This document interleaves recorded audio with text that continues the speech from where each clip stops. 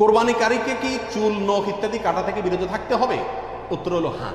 নবী রাসূলুল্লাহ সাল্লাল্লাহু আলাইহি ওয়াসাল্লাম বলেছেন, মান আরাদা আন ইউদাহিয়া, যে ব্যক্তি কোরবানি করার ইচ্ছা রাখে, পোষণ করে, ফালা ইয়াখুয মিন শা'রিহি ওয়া আযফারিহি শাইআ, সেই জন্য তার নখ, চুল ইত্যাদি কোনো কিছুতে হাত না দেয়। কোরবানির ঈদের 10 দিন আগে, চাঁদ যেদিন উঠবে ওই দিন থেকে নিয়ে ঈদের দিন পর্যন্ত এগুলো করা যাবে না। কি করা যাবে না?